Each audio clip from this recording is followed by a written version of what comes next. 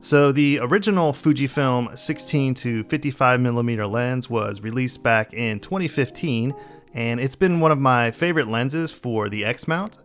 I mean, it's well built, the image quality is excellent, and the focal range of 16-55 or a 24-83mm full frame equivalent is a very useful range for many genres of photography. Now in 2024, Fujifilm announced the version 2 of the 16-55mm lens, and the newer lens boasts a smaller and lighter design, improved optics, improved autofocus and focus breathing, and the ability to declick the aperture as well. Now, these improvements all sound great, but one thing I wanted to test out is, how much difference is there between the version 1 and version 2 lenses when it comes to image quality, specifically when it comes to landscape photography. Well, I recently went out to the mountains with both of the lenses to capture some test shots so that we can do some side-by-side comparisons and see how these two lenses compare to each other. So here in Lightroom, I have a bunch of shots that I took with both lenses. Now all these photos are RAW files, aside from a couple of TIFFs that we'll look at. And I captured everything with the 40 megapixel Fujifilm X-T5. And I have made some minor exposure and white balance adjustments to some of the images, just so that we can kind of see what's going on a little bit better. But I have not adjusted the sharpness or texture, or clarity, or anything like that for these images. And most of the shots today are going to be at f8 because that's what I typically would use for landscapes. However, I do have some examples at f5.6 and f11 as well. Alright, so let's go ahead and take a look at our first comparison. And we'll start at the wide end at 16mm, and we'll go ahead and zoom into 100%, and we can see that in the center of the frame, both lenses are producing sharp results with a lot of fine detail. And to my eye, they are about equal here in terms of sharpness and contrast. And out here on the edges, the version 2 lens is pulling ahead a bit. The edges definitely look more crisp in the detail in these rocks and these trees. Now the original lens still looks good, but there is a bump in edge sharpness with the newer lens. And if we look at f5.6, we see a similar result. Actually, I'd say even the center of the frame is a hair sharper on the version 2 lens.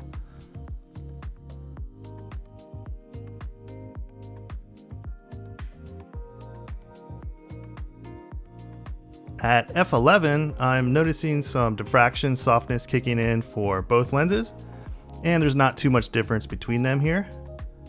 The edges on the version 2 are slightly better, but not by much. Alright, so next let's take a look at some other 16mm shots. And these shots here are both TIFF files. So I focus stacked several RAW files together in Photoshop so that we can get sharpness throughout the frame, and then I just saved them as uncompressed TIFFs. And also there are some differences in brightness in some of the areas of the shots, and that's not due to the lenses, but it's due to the fact that the light was changing in the environment that I was in as the clouds moved across the sky. But anyways, let's go ahead and take a look at the foreground. And here I don't really see much difference until we look at the edges, where the version 2 has a bit more sharpness. And as I move around the image here, you can see that the results are very close. I mean, both images are sharp with a ton of detail. And up here towards the top edge, the version 2 is performing better. It's noticeably sharper in these peaks here in the back.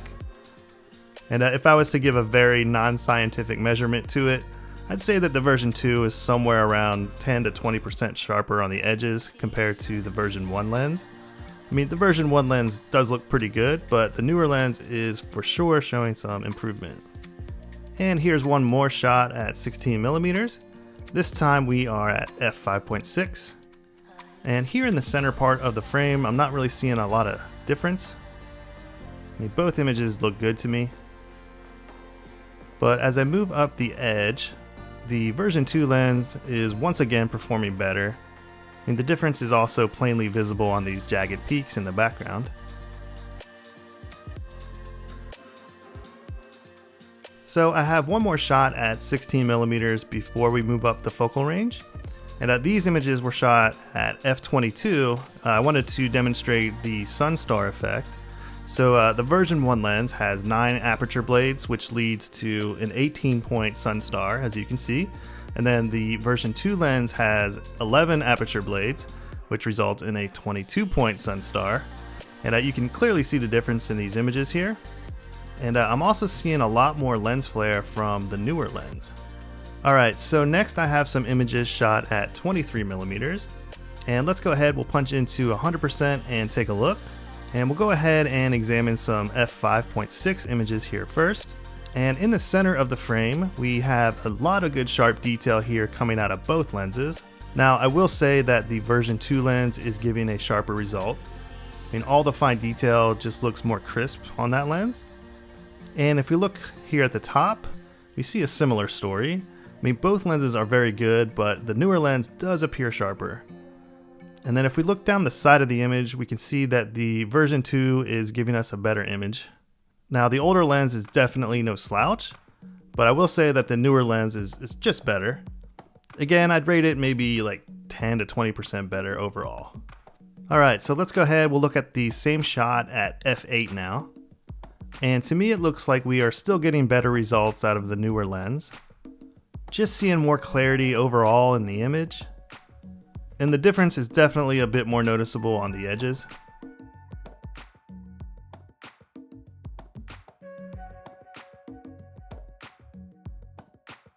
So next I have some images shot at 35mm.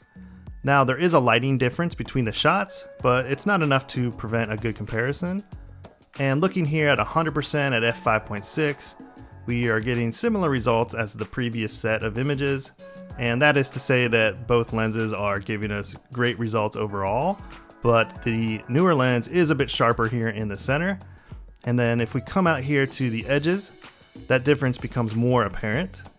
You can just see that, edge to edge, the version 2 lens is giving us a sharper result. Alright, so next we'll look at f/8. And to me it looks like the older lens is catching up a little bit, but the newer lens is still performing better overall. Again, it's especially noticeable along the edges. Alright, so now for the long end at 55mm. Now, unfortunately, I missed focus with the older lens, and so the shot's out of focus, and this happens to be the only 55mm shot that I took for some reason, so we can't really do a fair side-by-side comparison here at 55mm, so apologies for that. However, we can take a look at the newer lens by itself, and here at f/5.6, we can see that the image is very, very sharp. A whole lot of detail here. Even on the edges, all the way across the frame, everything's looking nice and crisp. And if we look at an f/8 image, everything is looking very good. Lots of detail, lots of clarity coming out of this lens. Alright, so what are my conclusions and recommendations after looking at all these images? So overall, the newer lens is a better performer when it comes to these types of landscape shots. I noticed better edge performance at pretty much all the focal lengths that I looked at, as well as a little bit better performance in the center of the frame at most of the focal lengths.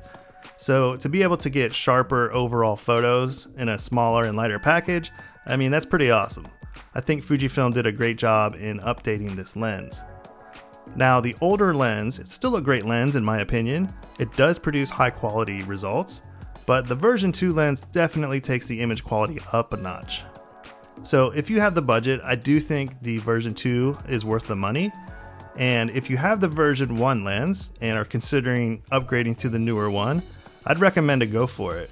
You can sell the old one and then put that money towards the new one to help reduce the cost. And the improved image quality that you'll get along with the reduced size and weight, I think it makes the version 2 lens a great choice. So let me know in the comments what you think about these lenses, and let me know if you have any questions. But that's it for now. I'll see ya on the next video.